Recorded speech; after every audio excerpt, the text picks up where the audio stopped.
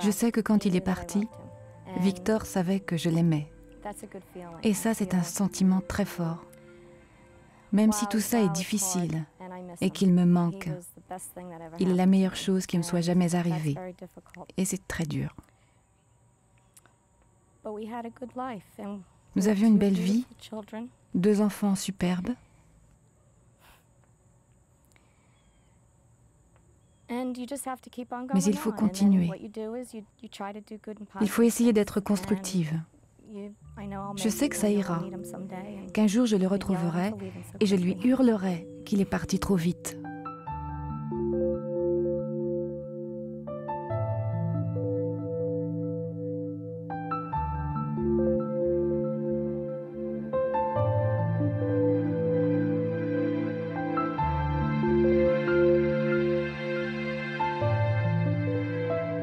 Le 11 septembre sera considéré à jamais comme le jour le plus sombre de l'Amérique. Le 11 septembre restera à jamais le jour le plus sombre pour nos familles. Quelques jours après le 11 septembre, Hélène Saracini est amenée à prendre la parole. Son mari était le pilote d'un des avions lancés contre les tours. Je ne me suis jamais occupée de la paperasse.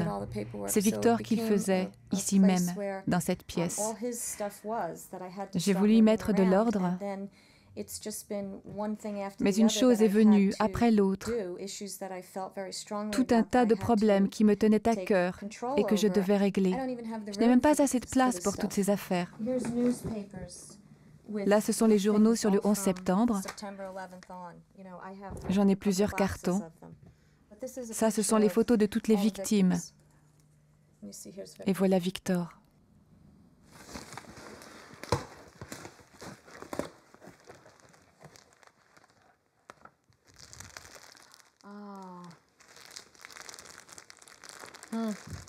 C'est quoi ça?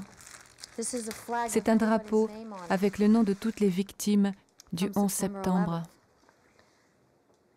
Wow. All right.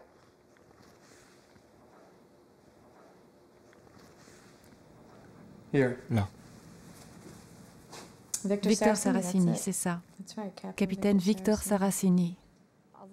Les questions que je me pose maintenant, c'est que savait-il au juste? Que savait notre gouvernement? Qu'aurions-nous dû faire? De quelle façon les autres gouvernements peuvent-ils nous aider? Est-ce qu'on en a fait assez pour changer les choses? Il faut créer une dynamique. Pour répondre à ces doutes, nous allons accompagner Hélène. À travers le monde, elle va être confrontée à d'autres points de vue. Mais au lendemain du 11 septembre, force est de constater ses propres certitudes. L'idée d'armer les pilotes de ligne a été défendue non seulement par les pilotes eux-mêmes, mais par des membres du Congrès et l'opinion publique dans sa grande majorité. Certains ont soutenu que puisque les pirates de l'air n'avaient que des cutters, des pilotes armés auraient probablement pu les neutraliser avant qu'ils n'enlèvent la vie à tant de passagers. Je vous remercie. La première réaction d'Hélène, elle-même pilote autrefois, c'est donc de se battre pour que les pilotes soient autorisés à porter des armes à bord des avions. Cela lui vaut d'être invité par le présentateur vedette de Fox News, une chaîne de télévision proche des conservateurs républicains. Madame Saracini voudrait s'entretenir de la possibilité d'armer les pilotes avec la commission sénatoriale, qui ne lui a pas encore dit oui. Nous avons Madame Saracini en direct de Washington. Madame Saracini, je dois vous dire tout d'abord, je suis très surpris de voir que le sénateur démocrate Hollings de la Caroline du Sud ne vous a pas encore invité à prendre la parole. Ce sera à mon avis une marque de respect. Qu'avez-vous envie de dire au sénateur? Je veux dire aux sénateurs que la cabine de pilotage est la dernière ligne de défense et qu'il nous faut la sécuriser. Tout comme il nous faut sécuriser le ciel pour protéger au mieux tous les citoyens des États-Unis. Tout le monde serait plus en sécurité. Ou alors nous n'avons plus qu'à attendre qu'un avion de combat vienne tout simplement abattre l'appareil chaque fois qu'il y a un problème.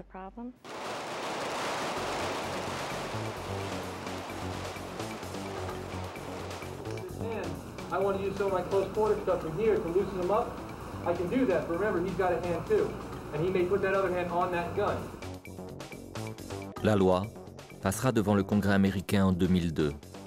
Depuis, ceux des pilotes qui le souhaitent peuvent s'entraîner officiellement aux techniques de combat, au maniement des armes et les avoir avec eux dans les avions. Ceci en dépit du désaccord de nombreux pilotes. J'étais pilote pour une grande compagnie d'aviation américaine jusqu'en décembre, quand on m'a licencié suite aux attentats du 11 septembre. Il se trouve que j'étais de congé ce jour-là. Quand ils ont commencé à parler d'avions en provenance de Boston, je me suis dit, mon Dieu, j'aurais pu être sur ce vol. Ma fille, elle, était complètement affolée parce qu'elle savait que j'avais travaillé les jours précédents et que les avions venaient de Boston. Elle paniquait totalement. Oui, bien sûr, ça aurait pu être moi. Et la façon dont ils s'y sont pris aurait pu tromper n'importe qui. Il y a un grand débat pour savoir si, oui ou non, les pilotes doivent porter une arme. Personnellement, je ne crois pas que ce soit une bonne idée. Même pas de pistolet paralysant? Non, pas de pistolet, pas d'arme d'aucune sorte. Une seule certitude, si les pilotes ne sont pas armés, alors aucune arme ne pénètre dans l'avion. Personne ne passe les contrôles avec une arme. Ceux qui sont contre devraient être en droit de ne pas en porter. En revanche, ceux qui souhaitent en avoir une devraient y être autorisés. Par la suite, sous la pression américaine, en Europe et ailleurs aussi, certains vols comprendront des shérifs déserts, porteurs d'armes. Des changements doivent être apportés au niveau mondial. Mais chaque pays est souverain, avec ses propres règles, ses propres procédures de sécurité. Et là, ça devient un problème politique. C'est une des raisons pour lesquelles les États-Unis sont impopulaires, parce qu'ils essayent de dicter au monde ce qu'il doit faire. Et ça, on ne peut pas. Ce que nous, on doit faire, c'est nous occuper de ce qui se passe ici. Et le problème est assez énorme pour qu'on y consacre encore quelques années. Nous allons désormais en appeler à la justice pour identifier les individus et les groupes qui soutiennent financièrement Ben Laden et son réseau terroriste. C'est le moment pour nous de montrer aux terroristes que nous ne restons pas les bras croisés. Voici le grand plan d'Oussama Ben Laden. Et selon ses propres mots, non les miens, nous n'avons pas encore atteint la parité avec eux. Eux voulant dire nous, l'Amérique. Nous avons le droit de tuer 4 millions d'Américains. Après le 11 septembre, Hélène s'est aussi jointe aux autres familles de victimes pour déposer une plainte contre Al-Qaïda et ses soutiens financiers. En réparation, chaque famille réclame 2 milliards de dollars. Aucun de ceux qui ont engagé des poursuites n'a fait ça pour l'argent. Moi, je me fiche de l'argent, mais eux, on doit les en priver. La raison pour laquelle ils ont pu faire ça, c'est quand même bien l'argent. La plainte déposée s'intitule « Familles unies pour mettre en faillite le terrorisme ». Au cabinet Motley Rice, plusieurs enquêteurs travaillent à temps plein de manière parallèle à la justice américaine et à d'autres juridictions internationales. Pour étayer leur dossier, ils rassemblent des pièces de toute nature. Le ou les procès, on ne sait pas encore, auront lieu dans 1 an ou 2 devant un jury à New York. So where are the S's?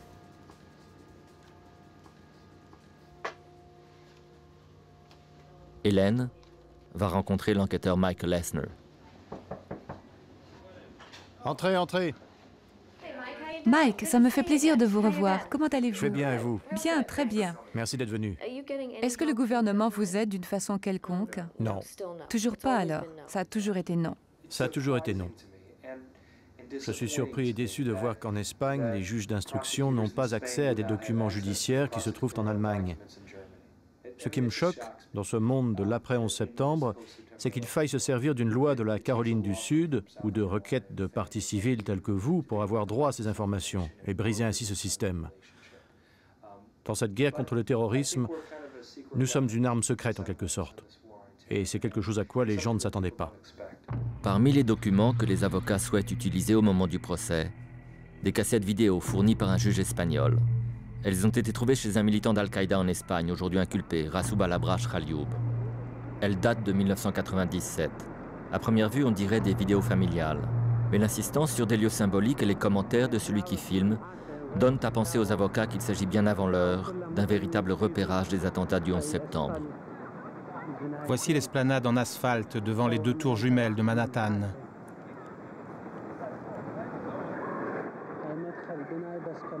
Nous voici à l'intérieur d'une tour. C'est l'entrée et les gens qui attendent là attendent de monter tout en haut. C'est une entrée de l'immeuble réservée aux bureaux. Les touristes rentrent par en haut et les gens qui travaillent entrent par en bas. Et voilà les gens qui font la queue.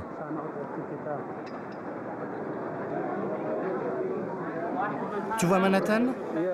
Non, je filme le pont de Brooklyn. Voilà la tour jumelle du bâtiment dans lequel on est.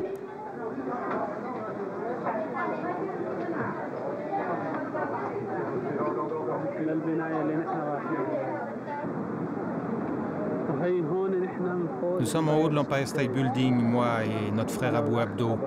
C'est dommage qu'il y ait de la brume, sinon la vue sur Manhattan aurait été plus claire et plus étourdissante, oui. Un avion.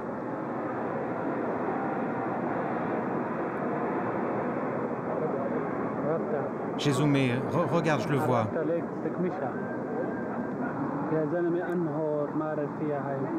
Je t'assure, je suis ébloui par New York. Ça, ce sont des vidéos qu'on a pu se procurer, qui ont été achetées par divers pirates de l'air pour s'entraîner au maniement d'un Boeing. En fait, je m'aperçois que tous les avions que Victor pilotait, les pirates auraient pu les utiliser pour ce qu'ils avaient à faire. Qu'avez-vous trouvé de plus spectaculaire dans les informations que vous avez pu récupérer?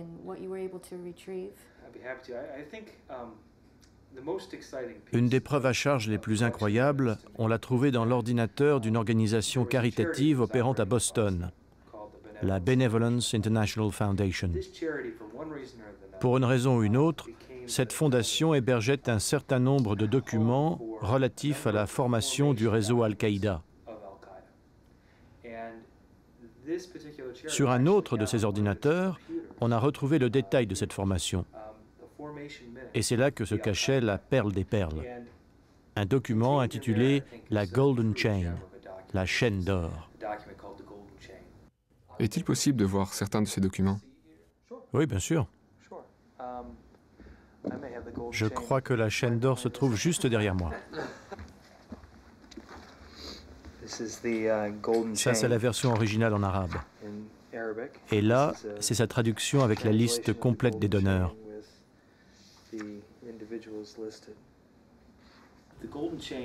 La chaîne d'or est une liste établie par Ben Laden, de riches personnalités de la finance, une vingtaine à peu près, dont plus de la moitié sont d'Arabie saoudite. Tous grands dirigeants industriels et bancaires des États du Golfe. Pour moi, c'est probablement l'un des documents les plus formidables qu'on ait déniché à ce jour. Oui, c'est stupéfiant. Oui, c'est stupéfiant. Bienvenue sur Radio America. Aujourd'hui, avec nous dans le studio, nous avons l'auteur d'un livre intitulé Le djihad moderne, dans lequel elle s'intéresse particulièrement à l'argent au sein des réseaux terroristes. Loretta Napoleoni, vous avez fait un travail très courageux en essayant d'établir d'où vient cet argent, comment il a été collecté et où il va. Vous avez travaillé longtemps sur ce livre. Combien de temps exactement ?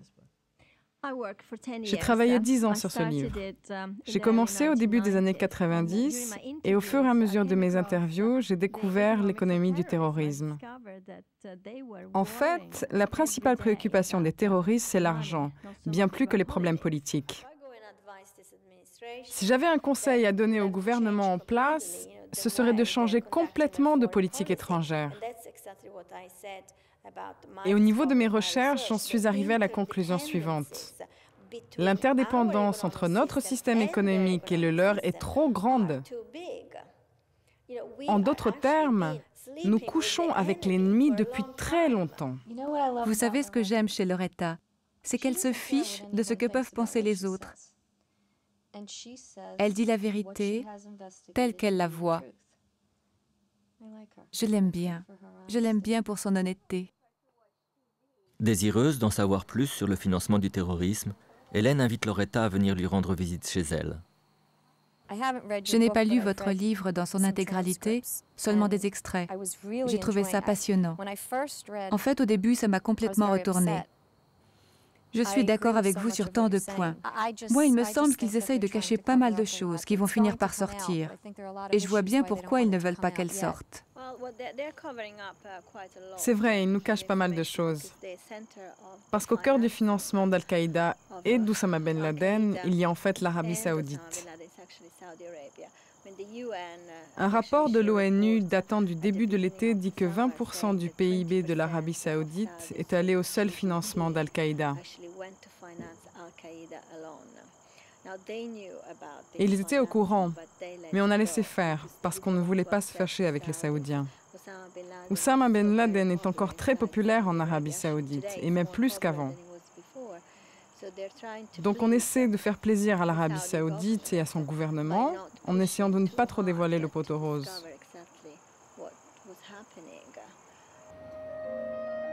Cette économie parallèle du terrorisme, des experts de plus en plus nombreux en découvrent l'ampleur. L'un d'eux, Raymond Baker, confirme les résultats de l'enquête de Loretta Napoleoni. Les fonds terroristes sont un énorme problème. À combien se montent-ils? Les spéculations et les estimations vont bon train. Je les estime à des milliards de dollars, dont la moitié à peu près proviendrait de pays en voie de développement et d'économies en transition. Cet argent va des pays les plus pauvres du monde vers les pays les plus riches. Et ça dure depuis des décennies, des générations. Il a raison de parler de milliards de dollars. Les terroristes sont impliqués dans toutes sortes d'activités clandestines. Par exemple, le lien entre terrorisme et drogue est de plus en plus avéré. Une partie de l'argent d'Al-Qaïda vient donc du trafic de la drogue. Le reste provient d'activités semi-légales comme la construction, le bois, la pêche, l'agriculture, les boulangeries, les boutiques de friandises et j'en passe. La question de l'argent terroriste se complique quand on s'aperçoit qu'il est produit légalement mais utilisé illégalement. On a réussi à extirper les fonds terroristes du système financier légal et forcer les terroristes à retirer leur argent des comptes bancaires pour le placer dans des valeurs, diamants, or et autres. De ce point de vue, on a fait du très bon travail. Ce qu'on n'a pas réussi, par contre, c'est à empêcher fondamentalement les terroristes de reconstituer leur réseau bancaire et de préparer le même genre d'attentats. Ce problème de l'argent sale, ça n'est pas sorcier. C'est avant tout une question de volonté politique. Attendez, ça c'est du déca, je vais en chercher du normal. On a tous besoin de caféine, non? À chaque fois qu'un Américain boit un soda, il finance Ben Laden. Formidable. Chaque soda, vraiment. C'est à cause de la gomme arabique. Il y en a dans tous les sodas. Et 80% de la production mondiale provient du Soudan. Le plus grand importateur, ce sont les États-Unis. Et devinez qui détient le monopole de la gomme arabique? Oussama Ben Laden. C'est horrible, non? C'est dingue. Et vous savez quoi? Le Soudan est sous sanctions économiques. Et le seul produit à être exempté de sanctions, c'est celui qui finance Ben Laden. Ça, c'est le pouvoir des lobbies. Ouais. Objet de toutes les suspicions, les officiels saoudiens sont rares à vouloir s'exprimer. Un proche du gouvernement, le docteur Khalil El-Khalil, professeur d'université et éditorialiste, accepte de répondre à Hélène. Lui-même a rencontré Ben Laden en présence et à la demande d'un membre de la famille royale. Donc vous avez rencontré Ben Laden en personne? Oui, je l'ai rencontré une fois. C'était en 1990, après l'invasion du Koweït par Saddam Hussein. Il avait une proposition. Il voulait rejoindre l'armée qui combattait Saddam Hussein. Il m'a dit qu'il disposait de 60 000 soldats.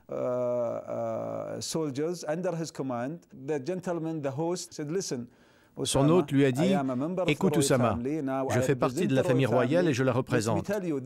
Laisse-moi te dire ceci, nous n'avons pas peur de toi. Tu es sur un terrain miné et ça va se retourner contre toi. Si tu parles sérieusement, dis-toi bien que nous te vaincrons. »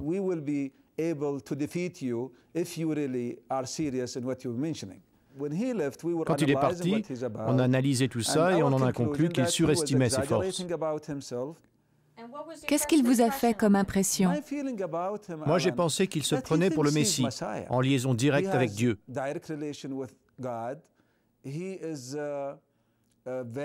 Un homme très doué, très spécial et surtout très arrogant. Et ça m'a frappé parce que ce n'est pas très courant en islam. Je suis engagée dans 2 procès visant à saisir les biens des terroristes. L'enquête a permis de découvrir un document appelé la chaîne d'or. Vous êtes au courant pour ce document?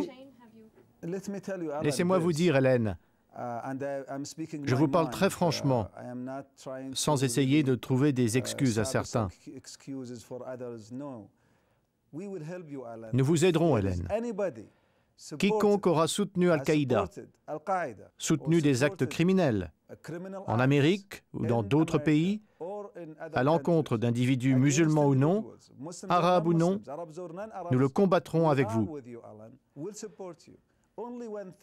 Mais il y a une chose que j'aimerais ajouter, c'est qu'il faut être très prudent quand on parle de soutien financier. La société saoudienne est très conservatrice et religieuse et aide un nombre d'organisations et de projets caritatifs en toute bonne foi.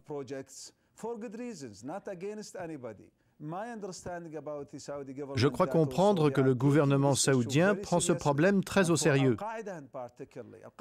Il est certain qu'Al-Qaïda est une des organisations les plus dangereuses au monde et nous sommes tous contre elle. Merci beaucoup d'avoir parlé avec moi. Je suis heureuse de voir que nous partageons les mêmes sentiments et ceux de beaucoup d'autres personnes de par le monde. Merci beaucoup. Merci beaucoup. Je suis vraiment contente d'avoir entendu quelqu'un parler comme ça.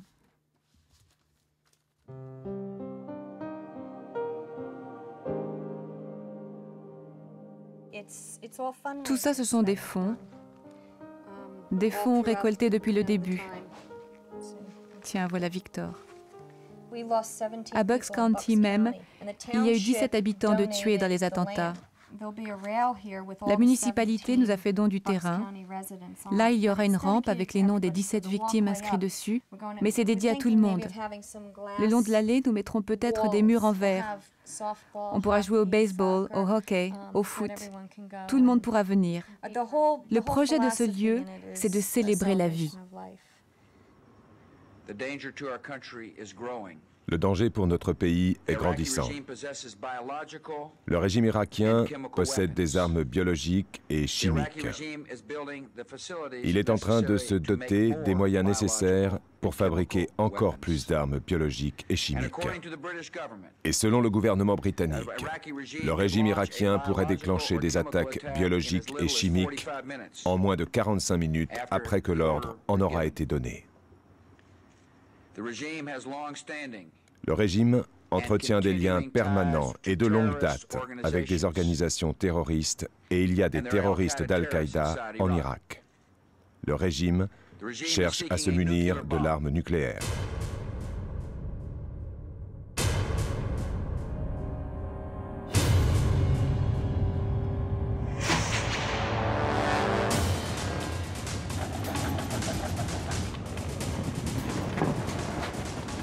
La guerre au terrorisme, après l'Afghanistan, c'est donc en Irak que l'administration américaine décide de la mener. 1 an après son déclenchement, au printemps 2004, avant que les actes de torture ne soient révélés, Hélène accepte un face-à-face avec une femme irakienne.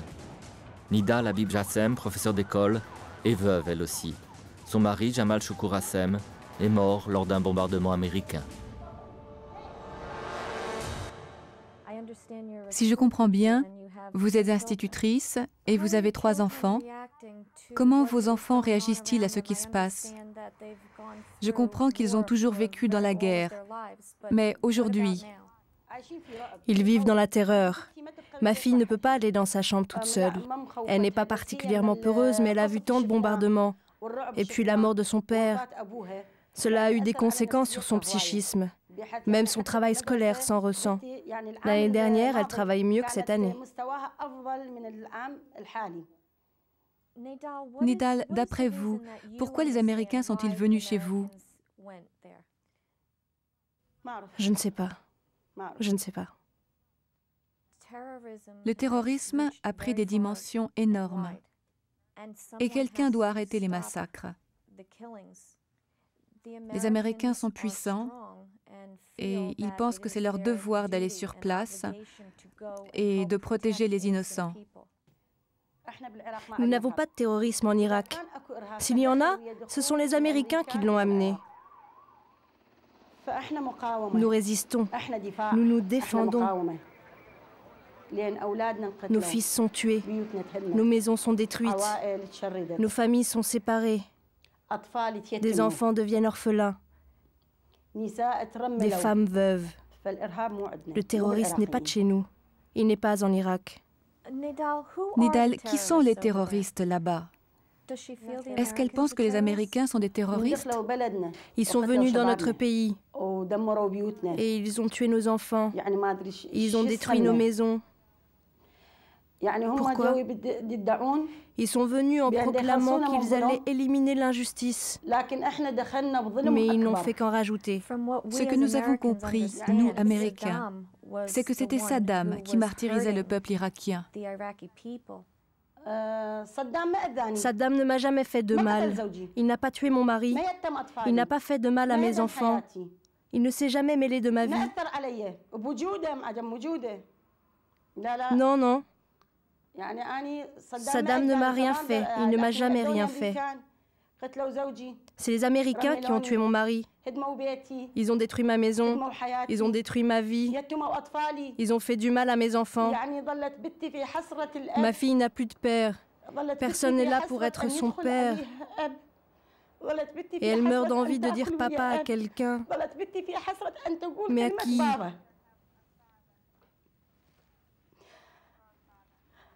Saddam ne m'a pas privé de mon mari. Ce sont les Américains qui l'ont fait. Nidal, moi aussi j'ai perdu mon mari et mes enfants ont perdu leur père. Je vivais ma vie et quelqu'un s'en est mêlé et m'a fait ça.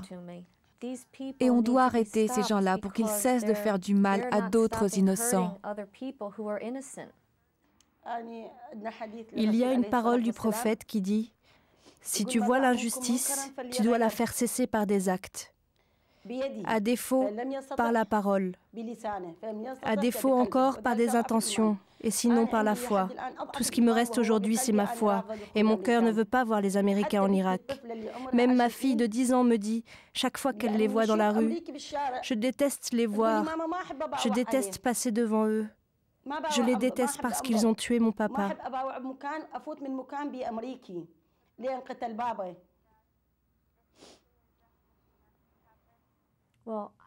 Eh bien, je prierai pour que la paix soit dans sa vie, dans son cœur et dans son pays. Que Dieu vous garde.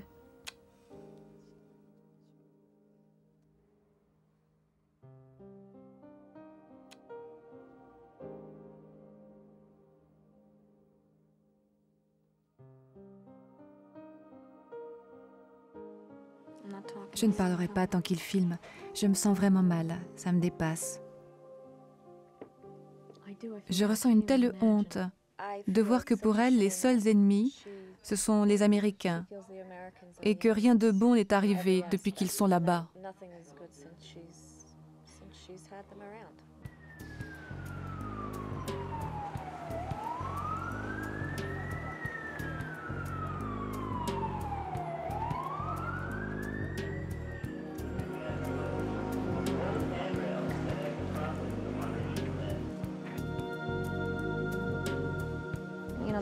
Beaucoup de gens ici pensaient qu'il ne fallait pas aller en Irak au moment où nous l'avons fait. Un tas de gens pensaient qu'on aurait dû attendre que l'ONU dise « Ok, maintenant il faut faire quelque chose, maintenant nous devons y aller ». Mais parfois les États-Unis sont très agressifs, très arrogants. Ils pensent que c'est à eux de prendre les choses en main. On sait que la bataille fait rage là-bas. Est-ce que nous, on doit y aller et leur dire « Ok, on fait ça mieux que vous, alors on va venir et on va faire ça » Si vous parlez aux mères dont les enfants sont envoyés en Irak et qui y meurent, elles ne vont pas vous dire que oui, c'était ça qu'il fallait faire. Leur point de vue est différent. Toute leur vie a été bouleversée comme celle de leurs enfants. Elles n'ont plus d'enfants maintenant.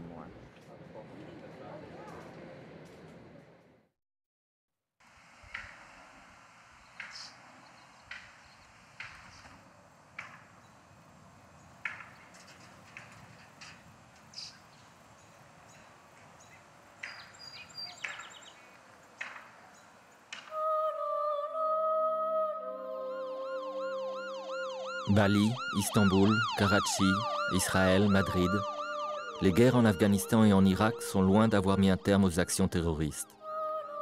Hélène veut comprendre comment Al-Qaïda recrute sans cesse de nouveaux membres. Au Maroc, où le 16 mai 2003, 4 attentats simultanés ont fait 46 morts, des chercheurs ont étudié le fonctionnement des réseaux islamistes. L'outil d'endoctrinement le plus dangereux, ce sont les films du djihad.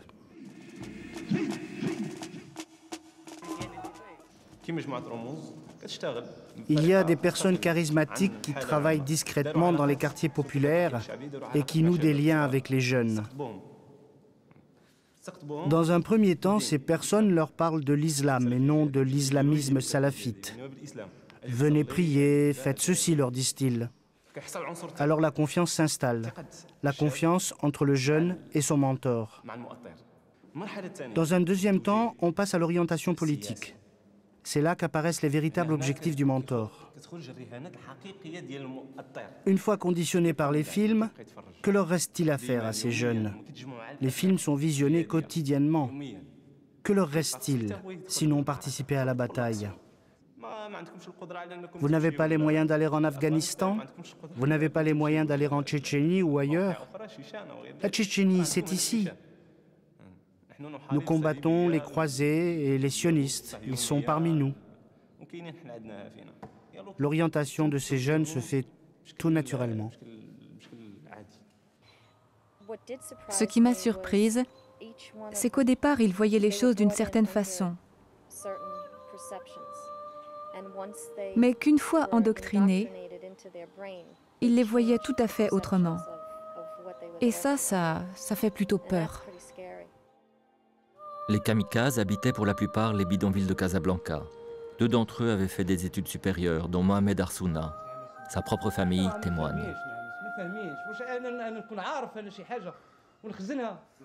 On ne comprend rien. Si j'avais su quoi que ce soit, je ne l'aurais pas caché.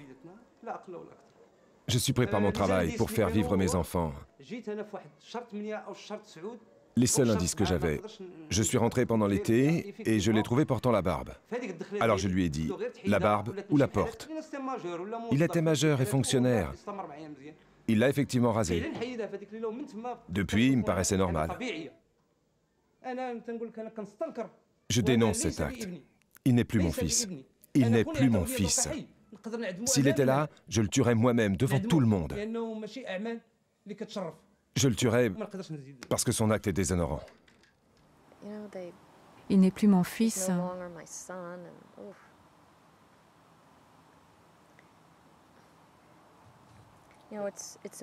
C'est fou les changements qui peuvent se produire du jour au lendemain. C'est assez effrayant de voir qu'en un rien de temps, on peut faire table rase de toute une éducation, parce que ces familles sont visiblement blessées. Elles ne peuvent même pas imaginer leur fils en train de faire une chose pareille. De toute évidence, ils ne les ont pas élevés comme ça. Et ce n'est pas juste pour la télé qu'ils disent ça. Ils le ressentent vraiment. Pour qu'un père dise « Si mon fils était là, je le tuerais de mes propres mains parce qu'il ne s'est pas conduit comme un être humain », je compatis vraiment à sa douleur. Phénomène désormais mondial, le terrorisme amène les Nations Unies, mises à mal par l'administration américaine, à envisager une réponse différente en marge de l'Assemblée générale. Un nouvel élément pour amener Hélène à s'interroger. Chers amis, pour combattre le terrorisme, nous ne devons pas seulement combattre les terroristes. Nous devons aussi gagner les cœurs et les esprits. Pour cela, nous devons agir en vue de la résolution des conflits politiques, travailler avec pour objectif la paix, le développement et la promotion des droits de l'homme. Et nous ne pouvons le faire effectivement qu'en travaillant ensemble au travers d'institutions multilatérales, dont, en tout premier lieu, les Nations Unies. Je pense que face aux infrastructures de la terreur, ce qui se fait actuellement est insuffisant. Il nous faut également mettre en place une infrastructure de la paix, une culture de la paix, et réaffirmer la valeur intrinsèque de toute vie humaine. Les attaques pour raisons politiques contre des civils désarmés sont du terrorisme. C'est la nature civile des victimes de tels actes qui fait qu'ils sont terroristes, et non la cause au nom de laquelle ils sont perpétrés. Le terrorisme peut donc être pratiqué par des individus, des groupes ou même des États. La mondialisation est souvent perçue au Sud comme l'expression moderne de l'emprise de l'Occident sur le monde, comme une menace contre les identités, comme un processus d'uniformisation. Paradoxalement, ces promesses de liberté sont parfois vécues comme une agression contre les cultures du monde. L'Alliance internationale contre le terrorisme doit être une et indivisible. Mesdames et messieurs, l'humanité ne veut pas du terrorisme. Aussi nous faut-il nous battre contre lui. Merci. Je comprends de plus en plus et je suis de plus en plus d'accord. Parfois on se dit qu'un rapide bidouillage fera l'affaire, mais pas dans le cas qui nous concerne. C'est beaucoup plus compliqué que de dire « bon, partons pour l'Irak, on va les envahir et on va changer complètement le régime, on va leur donner nos lois, on va leur dire comment s'y prendre parce que nous, on sait comment s'y prendre ». Ce n'est pas la bonne façon. Je pense que nous découvrirons la vérité. Et la vérité, c'est qu'il était en train de développer un programme d'armes de destruction massive. L'important est-il de retrouver ou non ces armes? Posez cette question au Premier ministre. On ne pourra pas prouver que nous avions tort. Les gens découvriront la vérité et la vérité, c'est que nos renseignements étaient bons. Et de ça, je ne doute pas. Cette guerre contre le terrorisme est bidon. Michael Meacher, ancien ministre de Tony Blair, ne mâche pas ses mots depuis son départ du gouvernement britannique. Si aucun représentant de l'administration américaine n'a finalement souhaité répondre aux questions d'Hélène, Michael Meacher le fait volontiers. Il faut que je vous dise que j'ai été ministre pendant 6 ans et que cet article, je n'ai pas pu l'écrire tant que j'étais au gouvernement. Puis j'ai été libre de dire ce que je pensais vraiment et de poser les questions pertinentes que vous-même posez. Je dois vous remercier de ne plus occuper le poste qui était le vôtre il y a encore peu de temps. Mais c'est très gentil de votre part. Pensez-vous que le 11 septembre aurait pu être évité? Je ne pense pas une seconde que le gouvernement des États-Unis savait que les tours jumelles de New York allaient être attaquées. Je n'y crois pas. Ce dont je suis sûr, par contre, c'est qu'ils savaient que quelque chose d'énorme se préparait, mais qu'ils avaient d'autres objectifs politiques, notamment vis-à-vis de l'Irak. Et c'était peut-être l'occasion pour le gouvernement américain, si quelque chose de ce genre arrivait, quelque chose qui serait facilement géré par des forces spéciales, d'en faire un casus belli et de justifier à bon droit la mise en œuvre de plans déjà prêts, particulièrement en ce qui concerne l'Irak. La meilleure explication de l'action du gouvernement américain depuis l'arrivée au pouvoir du président Bush à la fin de l'année 2000 est fournie avant tout par le document intitulé « Projet pour le siècle de la Nouvelle-Amérique ». C'est un document qui, selon moi, donne froid dans le dos. Il ne tient pas compte, par exemple, de ce qui arriverait à Saddam Hussein. Certes, on aimerait se débarrasser de lui, mais l'important, c'était d'avoir des bases américaines permanentes au Moyen-Orient. Ce document parle du changement de régime en Chine et d'un accroissement des forces américaines en Asie du Sud-Est. Il dit qu'il faut s'assurer qu'aucun autre pays industrialisé, Grande-Bretagne, Allemagne ou Japon, ne puisse concurrencer le leadership américain. Il parle de la faiblesse de l'ONU et de la nécessité d'affirmer le leadership américain. C'est un document très agressif sur la nécessité pour les États-Unis de diriger et de dominer réellement le monde. Cela est vraiment inquiétant pour bon nombre d'entre nous. Ça, c'est le fait, je pense, des quelques têtes pensantes de l'administration actuelle. L'autre aspect, c'est le pétrole. Est-ce que vous pensez que nos dirigeants pourraient être accusés de nous avoir menés à la guerre en trompant l'opinion? Si des politiciens doivent être accusés de quelque chose, c'est de la guerre et des raisons qu'ils ont avancées. Mais tout ce processus ne peut être décidé en petits comités de dirigeants et à huis clos. Cela doit être fait ouvertement, être transparent. Des personnes comme vous devraient pouvoir avoir accès à toutes les pièces du dossier. Mais la vraie question est, pourquoi ont-ils fait ça? Quelles étaient leurs motivations? Est-ce que vous pensez qu'ils nous haïssent tout simplement? Pensez-vous que les autres nations... Non, jamais de la vie. En fait, il y a une immense admiration pour l'Amérique. Mais certaines politiques américaines sont ressenties comme profondément hostiles. Je ne comprends pas ce qu'ils cherchaient à accomplir vraiment. Oui, ils m'ont profondément blessée. Personne ne pouvait me faire autant de mal. Et cela est vrai aussi pour beaucoup de gens. Mais ils n'ont rien accompli. C'était juste de sales petits mioches, des petits durs qui ont agi le temps d'un éclair. À quoi pensaient-ils aboutir? Ils voulaient frapper fort pour se faire remarquer, avec peut-être comme message « Si vous ne changez pas d'attitude envers nous, cela recommencera, parce que d'autres derrière nous sont prêts à le refaire. » Maintenant, je ne dis pas qu'il suffit de s'asseoir avec ses ennemis et de chercher un compromis. C'est beaucoup plus compliqué que ça. Mais on doit comprendre leurs motifs, car en fin de compte, la paix, c'est la fin de l'hostilité entre les uns et les autres.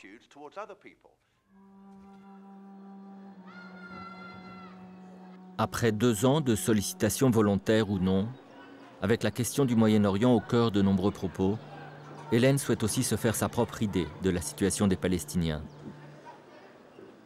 Depuis Beyrouth, une femme qui a perdu sa famille et son mari lors des massacres de Sabra et Shatila en 82 s'adresse à elle.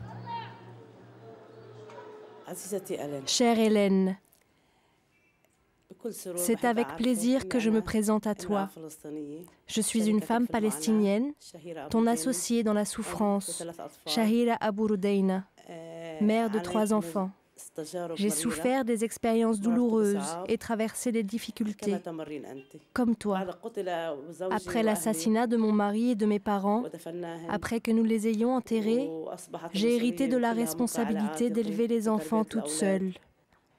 J'ai résisté de toutes mes forces pour faire que mes enfants soient des gens honnêtes. Grâce à Dieu, j'ai pu le faire.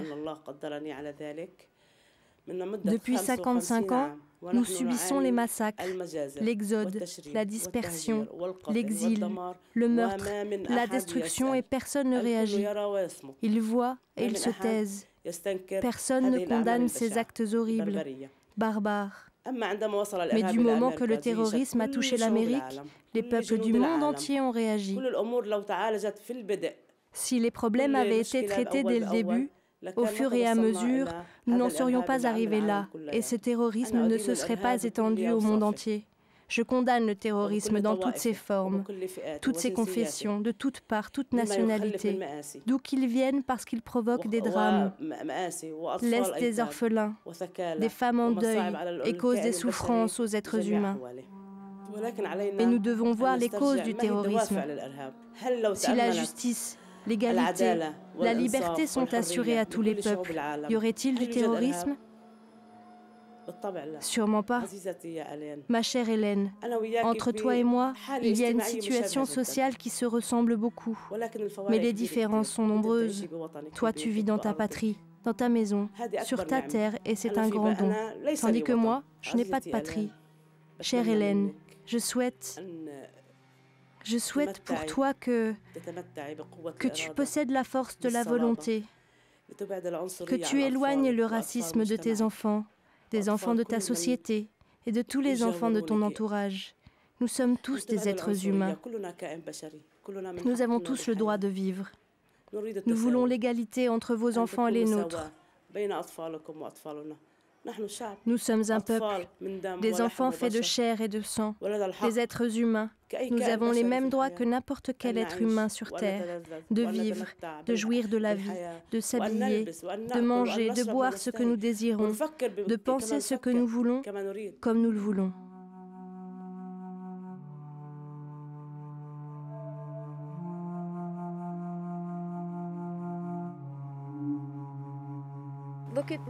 Regardez ce que j'endure et regardez où je suis. Je n'ai pas à quitter ces lieux parce que mon peuple doit le quitter. Je n'ai pas à changer ma vie ni celle de mes enfants. Car la première chose dont mes enfants avaient peur, c'était de devoir quitter notre maison, rencontrer de nouvelles personnes, se faire de nouveaux amis.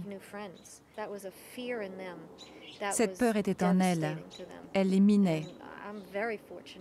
Et j'ai beaucoup de chance d'avoir pu rester ici. Elle, non. Elle n'a rien de tout ça.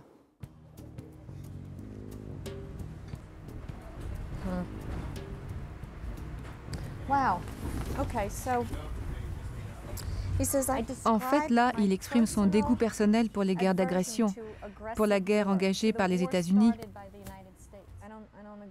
Moi, je ne crois pas que ce soit les États-Unis qui aient engagé cette guerre. Je pense que, à moins qu'il ne parle de l'Irak sous un autre angle, qui n'est pas celui du terrorisme, qui n'a rien à voir avec la chasse à Ben Laden. Hélène Saracini s'apprête à rencontrer un ancien agent de la CIA, auteur sous le nom de Anonymous d'un livre sur Al-Qaïda. Pendant 20 ans, Anonymous donc a travaillé sur les réseaux islamistes au Moyen-Orient et en Asie. En charge de la traque de Ben Laden, il a été plusieurs fois à même de le capturer, mais le feu vert n'a jamais été donné. Aujourd'hui, son message est bien plus alarmant. La guerre dans laquelle Ben Laden et Al-Qaïda sont engagés est une guerre défensive, dans le sens où nos politiques sont ressenties, ou du moins dans la mesure où il la définit comme une attaque contre l'islam. Il répète ça depuis une décennie, mais la guerre d'Irak a dans une grande mesure validé son message. Par exemple, il a toujours dit que les États-Unis désiraient ardemment contrôler les ressources pétrolières des musulmans. Eh bien, on occupe l'Irak et c'est la deuxième plus grande réserve pétrolière du monde musulman. Il a aussi répété que nous détruirions tout gouvernement musulman prêt à nous défier. Eh bien, nous avons certainement détruit le gouvernement de Saddam Hussein en Irak. Il a toujours affirmé que nous détruirions tout gouvernement du monde musulman menaçant Israël. Et l'Irak était certainement l'ennemi public numéro 1 pour les Israéliens. Et par-dessus tout, il a martelé que les États-Unis voulaient à tout prix annihiler la religion musulmane et que pour cela, les Américains essaieraient d'en occuper tous les sanctuaires, tous les lieux sacrés.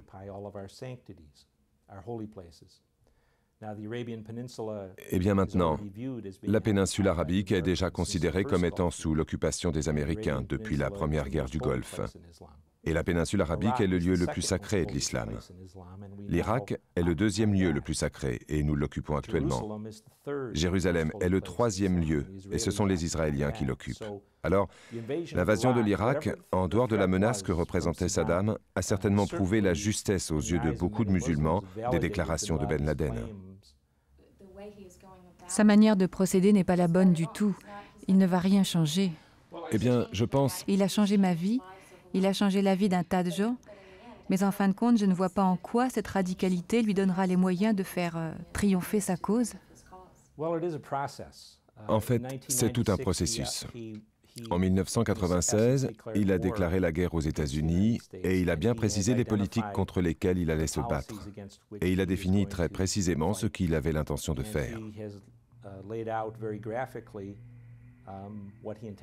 Il voulait augmenter considérablement la puissance de destruction de ses attaques contre les États-Unis en termes de dommages économiques et humains, jusqu'à ce que nous envisagions de changer la politique suivie ces 30 dernières années au Moyen-Orient.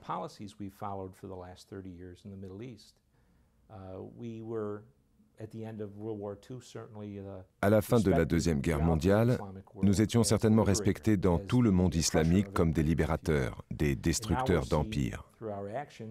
Et aujourd'hui, de par nos actions, nous sommes vus comme les nouveaux colonialistes, la nouvelle puissance impériale. Et je dis ces choses non parce que j'y crois moi-même, mais parce que c'est ainsi qu'elles sont perçues. Et la perception, c'est une grosse partie de la réalité. Nous avons vraiment perdu notre statut de puissance anticoloniale. Il n'y a vraiment plus beaucoup de musulmans pour nous écouter en toute confiance. Et quelle voie devons-nous suivre maintenant? Je pense que le début de la sagesse pour les Américains serait de faire jouer leur démocratie. Ce que je veux dire, c'est qu'il faut ouvrir le débat, et ce sera peut-être à la fin de ce débat que le peuple américain, à travers ses représentants élus, décidera de maintenir ou non les politiques, le statu quo appliqué depuis 25 ans. Et si c'est cela qui se passe, alors très bien, mais au moins, les Américains se rendront compte qu'ils s'engagent pour une période de plusieurs décennies, durant laquelle ils mèneront une guerre de plus en plus sanglante et coûteuse contre les forces actuellement incarnées par Ben Laden.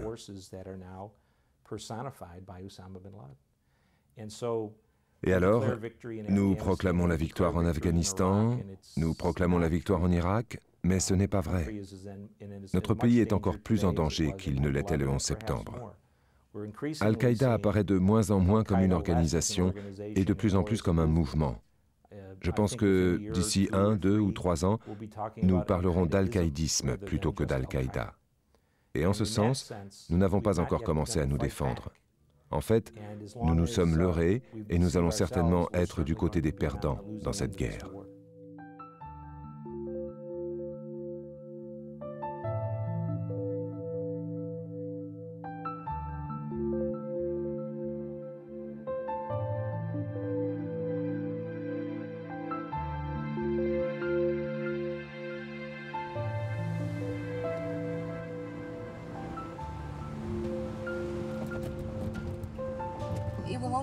Ça ne prendra que quelques mois pour faire le jardin.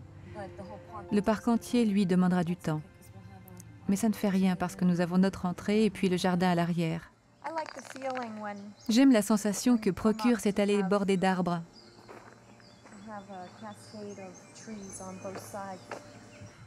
Et là, il y a un petit ruisseau qui court. Au départ, nous étions 4, qui avions toutes perdu un proche. Une a perdu son fils, les 2 autres et moi-même notre mari. Nous sommes venus ici pour décider si c'était bien l'endroit que nous cherchions. Et nous avons trouvé que ce lieu respirait la paix. Je crois vraiment qu'il y a des gens dans ce monde qui ne cherchent qu'à nuire. Et ils ne sont pas prêts d'arrêter. Je crois qu'il y a des gens qui doivent prendre la responsabilité de les combattre pour qu'ils cessent enfin de détruire des vies. J'y crois très fort. Je ne suis pas nécessairement en accord ou en désaccord avec toutes les méthodes et les moyens employés pour y parvenir. J'espère que les changements qui se sont produits iront dans le bon sens. Le terrorisme n'est pas acceptable. Nous devons éduquer les gens de façon à ce qu'ils s'acceptent les uns les autres.